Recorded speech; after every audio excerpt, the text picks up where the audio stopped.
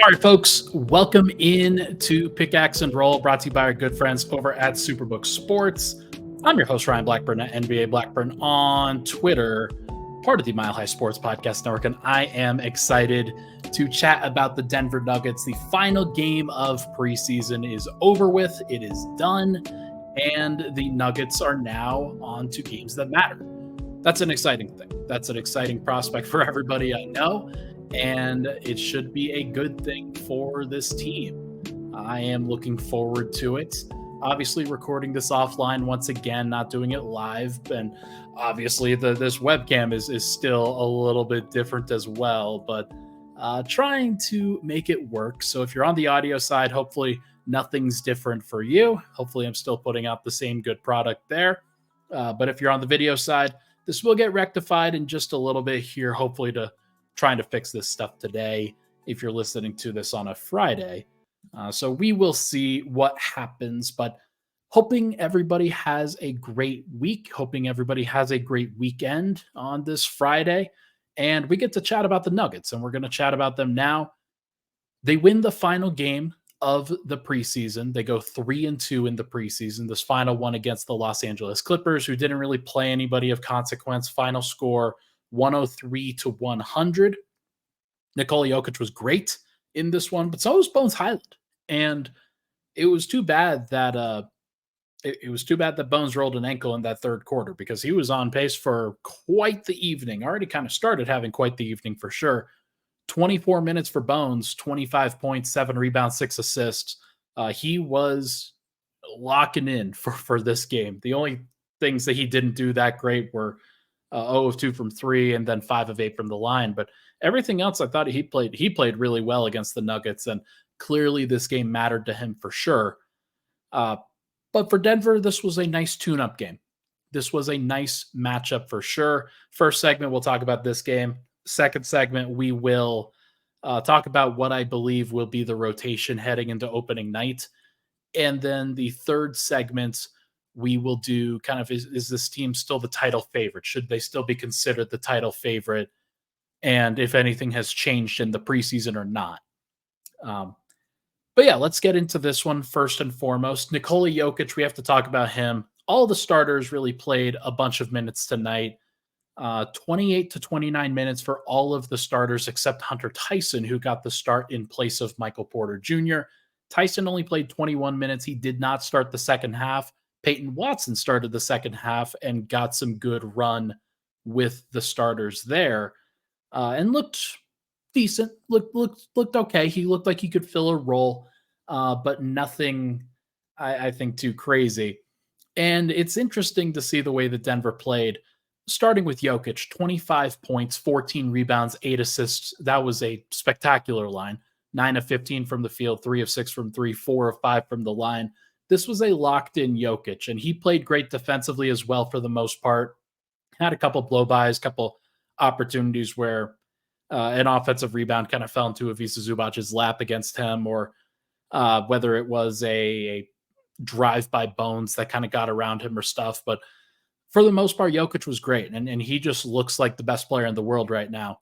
And if he had to go back out there for a fourth stint in the fourth quarter, he would have done it, and he probably would have gotten up to 30, 15, and 10, something around there. And to say that, like, legitimately is insane. And he just does this. Like, this is just what he is. And it's really cool to be able to cover a guy like that, root for a guy like that, see what he does. And it's nice that Denver has him on their side, because if they didn't have him on their side, I would not be picking the Nuggets to win a title. It's just the plain and simple truth. He is the all everything for this team. Jamal Murray was fine in this game. I didn't think he was that great. Probably subpar is probably the best way to put his night. He did have 7 assists to 1 turnover, and that is a good ratio. He also was +8 on the plus minus and had some good minutes and good production with a bench second unit that didn't look great, but had good plus minus numbers and actually finished the game pretty well. I'm not sure if that's more of a product of circumstance, of the fact that the Clippers didn't have anybody that could really punish a second unit, or if it was something that the Nuggets did specifically. But I would guess that it's more of the former and that the second unit still has some things to figure out. Murray played with Reggie Jackson, with Braxton Key, a surprise addition, Justin Holiday, and Zeke Naji. I thought Naji played pretty well for the most part. There's still some things he has to work on around the rim, but 11 points, 5 rebounds, 1 assist, and a +9 in 20 minutes is a really good line for Naji.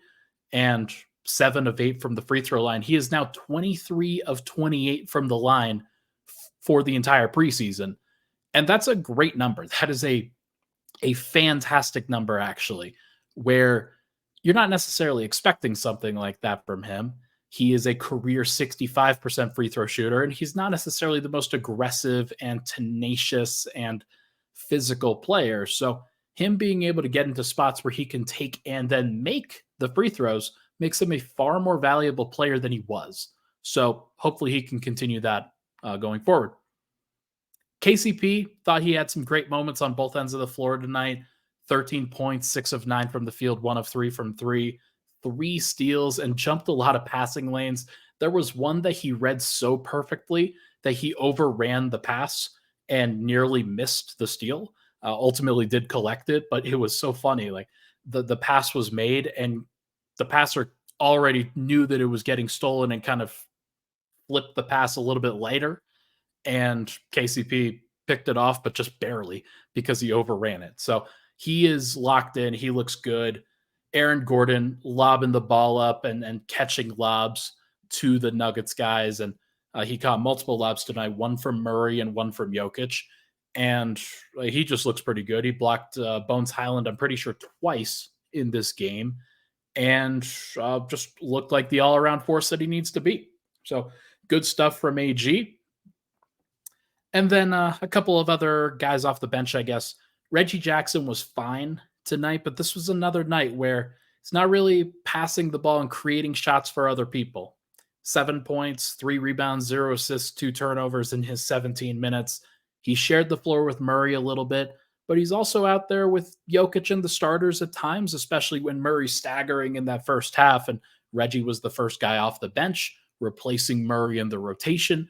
And that's something that he's just got to be a better passer. He's got to be able to ingratiate himself a little bit better because Denver, while they do have other guys that can do it, the Nuggets are at their best when their point guard and their center are running the dribble handoff game.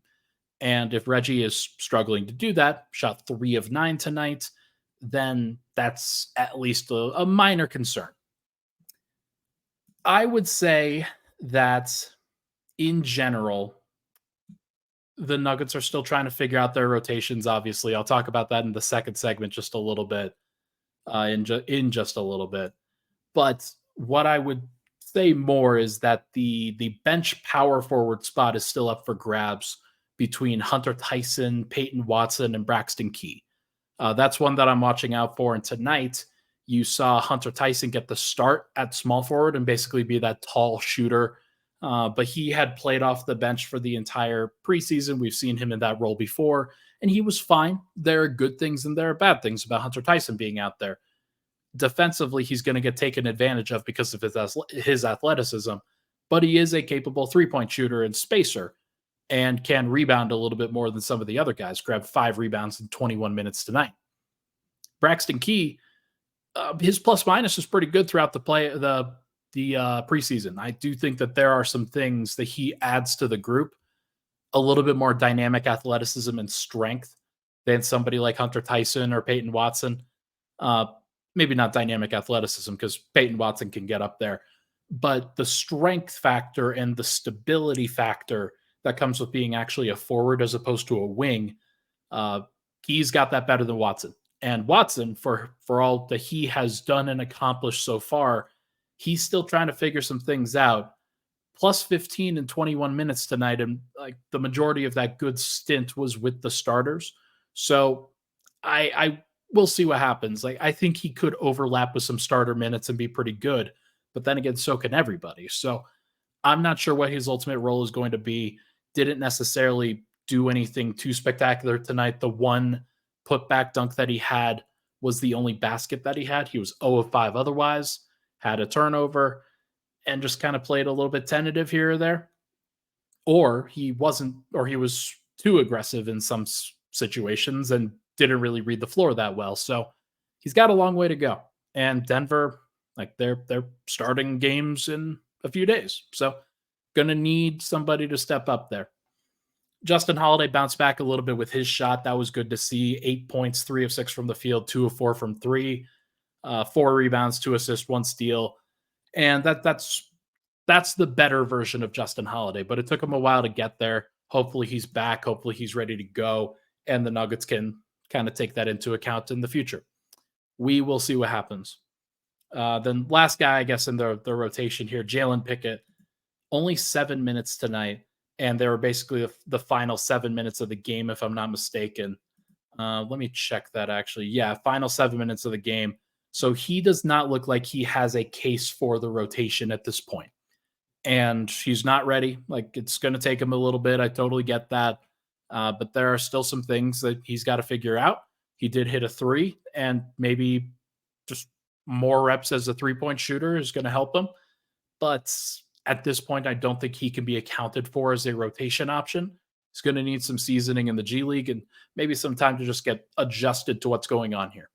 So we will see what happens, but let's take a break. When we come back, we are going to chat about the rotation and kind of how I think it's going to play out once everybody comes back. But first, everybody, why would you bet with the big boys this football season when you could instead try your hand with the local book, Superbook Sports, this fall? Superbook Sports, they're the book next door. They're just a group of odds makers, the best odds makers in the business, putting together the best odds and parlays anywhere. And now Superbook will give you a bonus of up to $250 when you sign up and wager on the same day and use the promo code MileHigh. So make sure to bet with the best and use that promo code MileHigh this football season with Superbook Sports. Visit superbook.com for terms and conditions. Gambling problem, call 1-800-GAMBLER. We'll be right back on Pickaxe and Roll.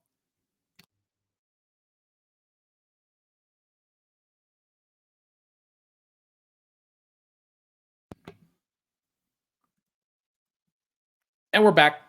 Pickaxe and Roll. Ryan Blackburn here. Thank you so much, everybody, for tuning in. Appreciate all the love and support on the podcast as always. If you can, it'd be awesome if you could rate, review, and subscribe to the podcast. 5 stars on Apple Podcasts, Spotify, Google. That would really help. It would help tremendously, actually. So, all right.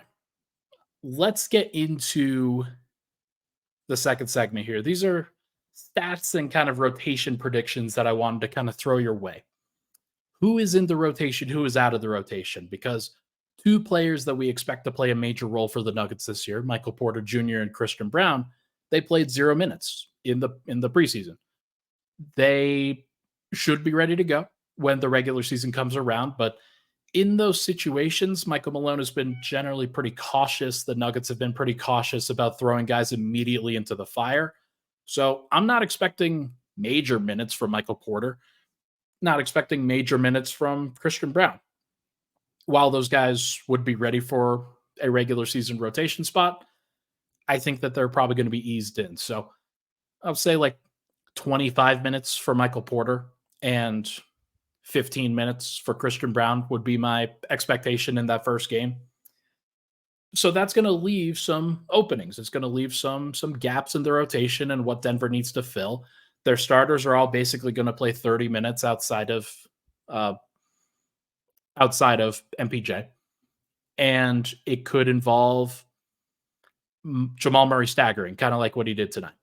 Reggie Jackson's probably going to play. You need a second point guard, somebody that can direct the traffic a little bit on the offense a little bit. Although I'm talking to my guy Swipa at some point here real soon, and he has this idea that Denver may not need a second point guard. They could get by without one because Nikola Jokic and Jamal Murray play the way that they do. And then if they stagger, then you have Murray in the minutes that Jokic doesn't play, and then Jokic can carry the offense without Murray when he's not out there. And I get that. I totally understand that. I also know that sometimes it's nice to have another capable ball handler out there, kind of like a Bruce Brown. And the Nuggets, they are lacking in that department, given that some guys that they may be hoping develop into that, like a Peyton Watson, like a Michael Porter, like a Jalen Pickett maybe. Those guys are a little bit slow on the draw. Even maybe a Julian Strawther, by the way.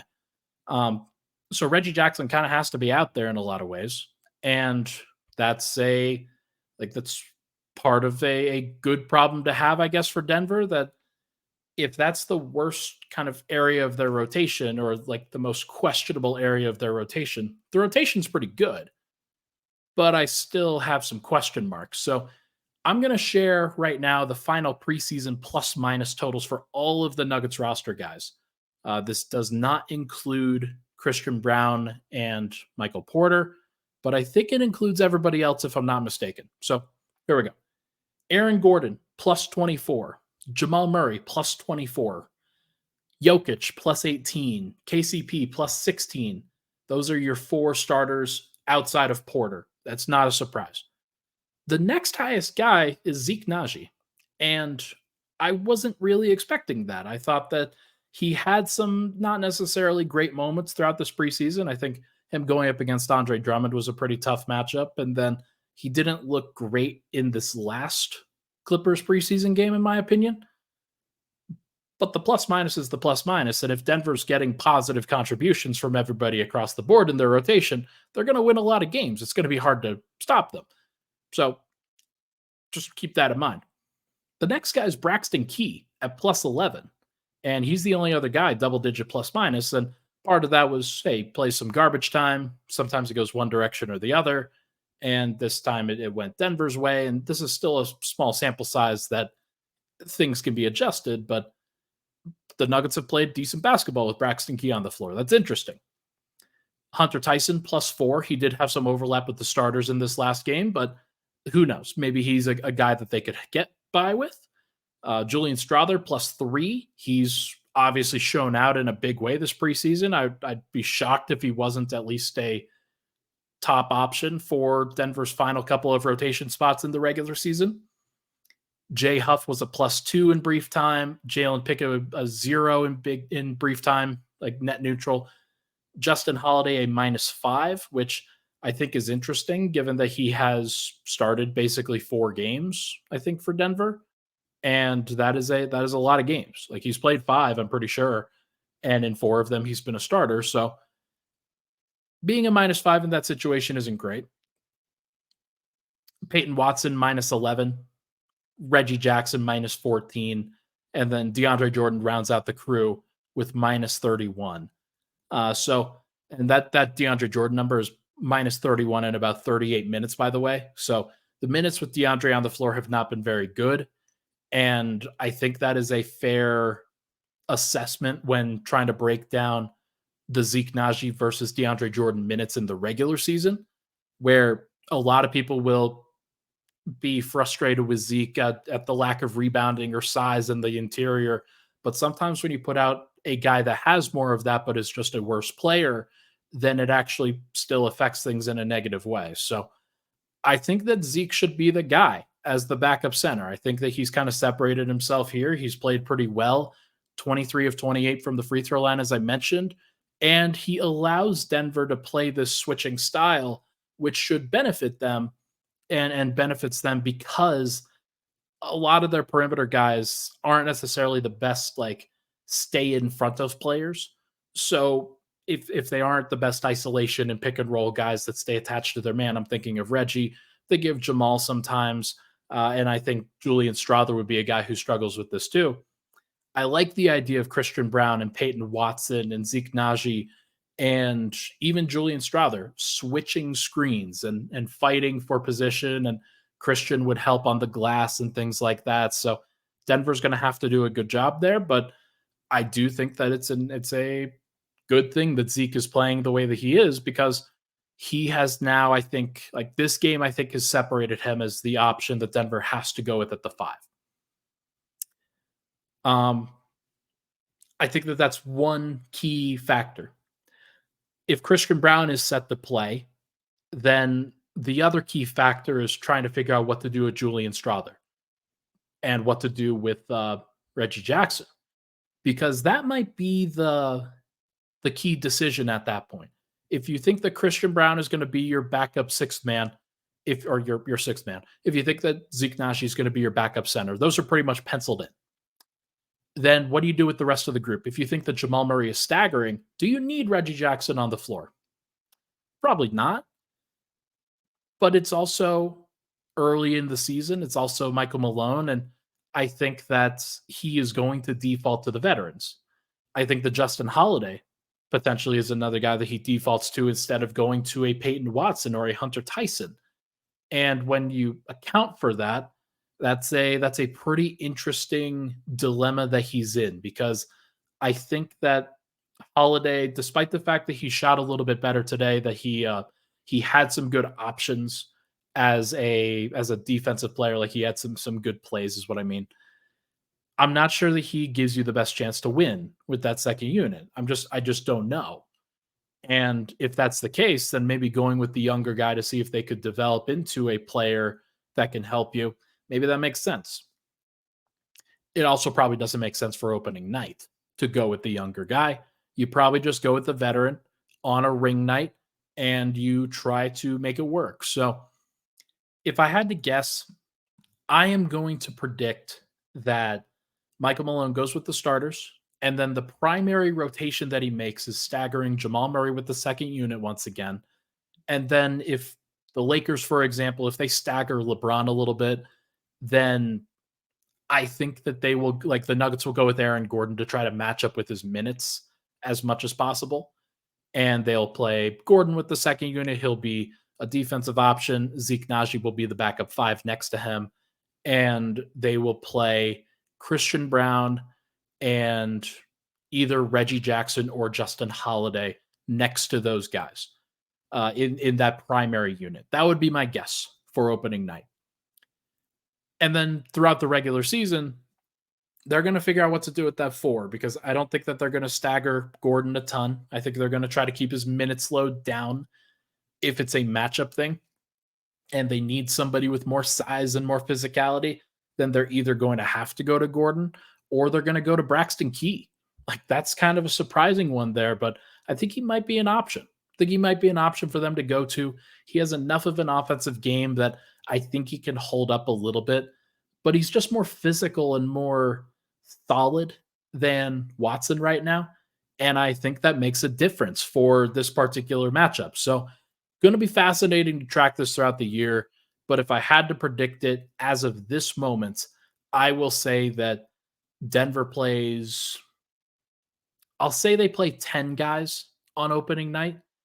And Reggie Jackson, Christian Brown, Justin Holiday, Julian Strother, and Zeke Naji. Actually, no, instead of Julian Strother, it'll be Peyton Watson. I think they'll play Peyton Watson instead of Julian Strother, and then they'll play Zeke Naji. So all five of those options, and in addition to the starters. So we will see what they ultimately do, but that's my take right there. Let's take a break. When we come back, we are going to chat about whether this team is still the favorites and whether they deserve to still be the favorites after what we saw this preseason. We'll be right back. But first, this message from, let's go from Good Morning Broncos.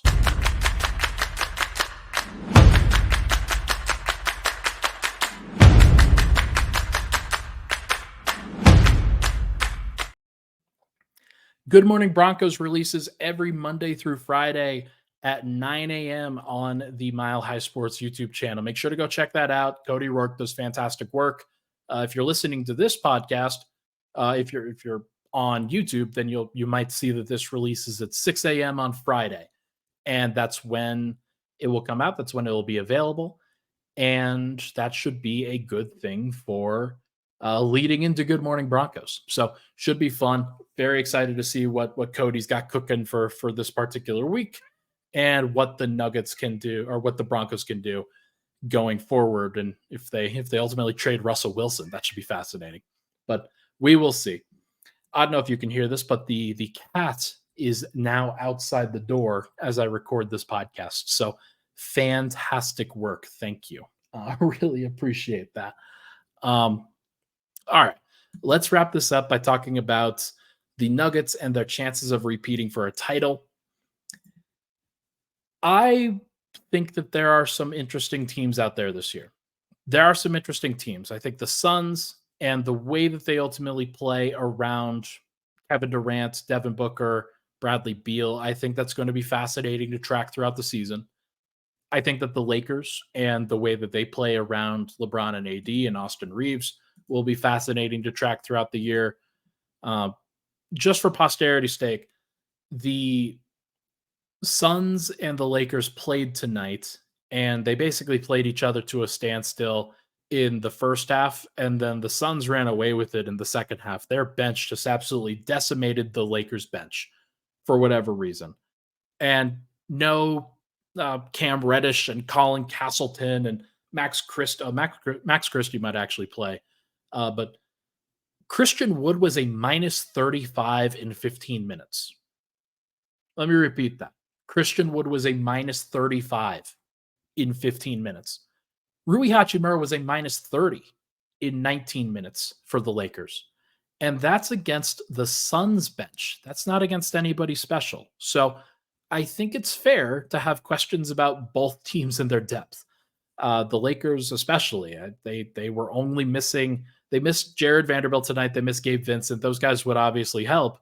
They'd be options, but the Lakers' top line is still very good. Is it as good as Denver's? No, that was pretty clear in the Nuggets Lakers playoff series last year, and I don't think that that's going to change with year 21 LeBron, with Anthony Davis going into another year of his career as injury prone as he usually is. So, going to be fascinating to see what the Lakers do. The Suns, I think the Suns are going to be pretty good. Is their depth good enough? I don't know. Like when they have to step up in moments like this, the Lakers were leading at halftime, and that was with Booker and Beal both not playing. No point guard for the Suns. The leading assist man for them tonight was Drew Eubanks with six assists and 16 minutes off the bench. I assume that was running the DHO game mostly. Maybe he's passing out of the short roll, but I think the Suns, their regular season record could be not as good as I thought it was going to be if they end up having some injuries to their top guys. But I do think that they're going to be pretty dangerous because Booker's going to play 42 minutes. Beal's going to play 42 minutes. Durant's going to play 42 minutes. Nurkic is going to play 42 minutes, and that's more of an issue. He's not actually going to play 42, but against anybody but the Nuggets, I think that they're going to be a problem. So that's why I think pretty highly of them. And then other teams around the NBA, are not, let's say around the West, not really concerned with many of them. Sacramento ultimately won barely in this game after their bench came back, but they were down in the fourth quarter and nearly went 0-5 in the preseason, which is never something you want to do. They ultimately pulled it out, but I think the Kings might be in for a regression. The Memphis Grizzlies, I do have respect for. I think that they are going to be talented and good. But in general, what I'm trying to get at here is that the Nuggets, there's no reason to not consider them the West title favorites, the West favorites again. Like, they should get out of the West. Despite the fact that there are some competitive teams, there are some good teams, there are no great teams. There just aren't. Like, the Suns are not a great team. I don't believe that they are. I don't think the Lakers are a great team either. I don't think that the Warriors are a great team. I think they can have great moments. They're one of the teams that I'm curious in. Like, Steph just hit a game winner on Thursday night against the Kings and their starters. So he is still one of the most dangerous players in the world.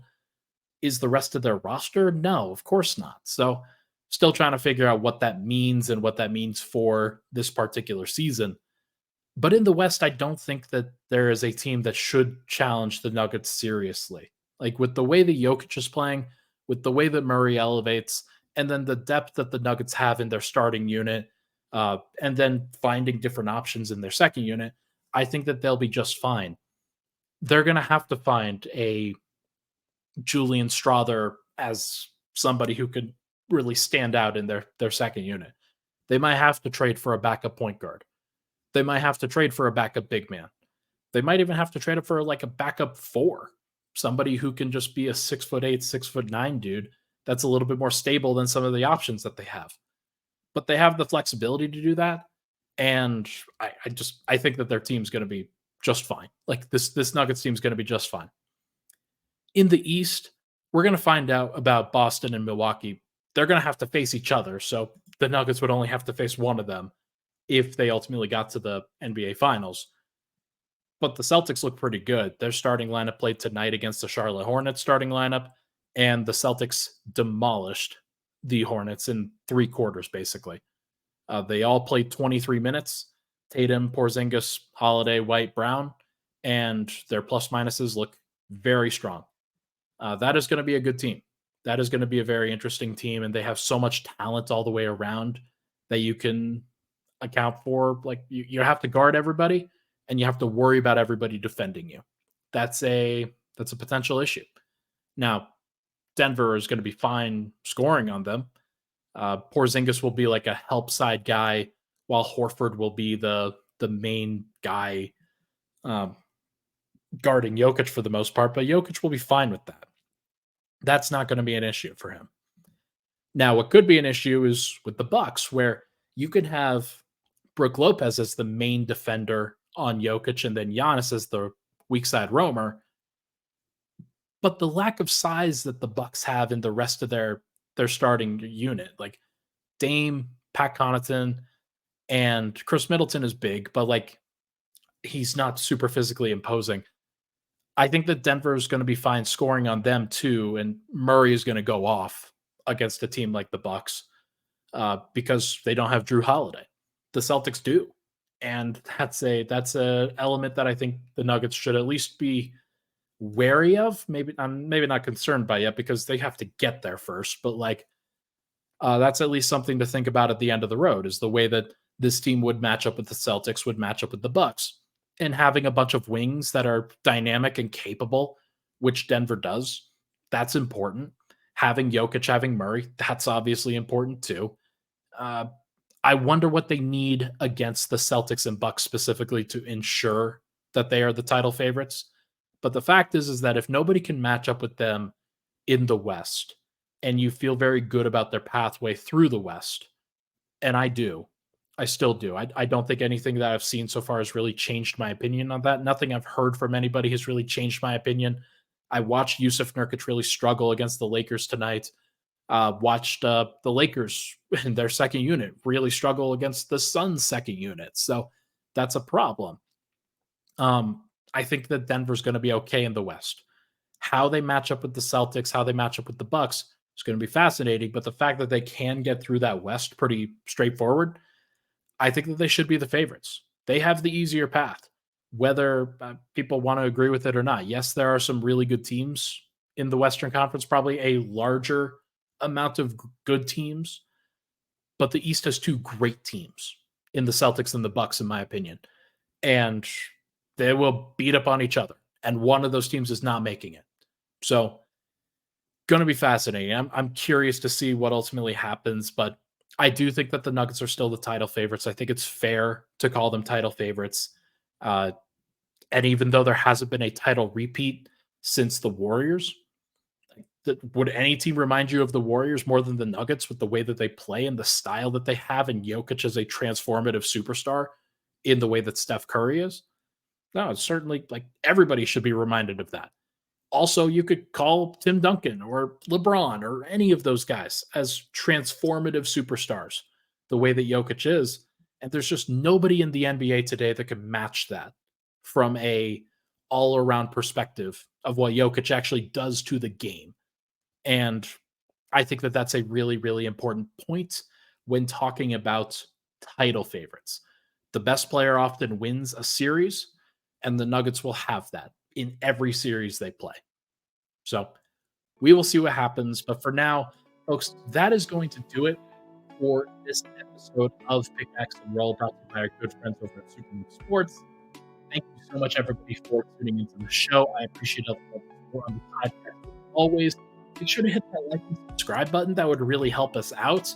The channel has been growing over the course of this summer and into this fall. And we love to see it. It helps us out tremendously and you're helping all of us for sure. Thank you so much for tuning in. We'll talk to you guys very soon.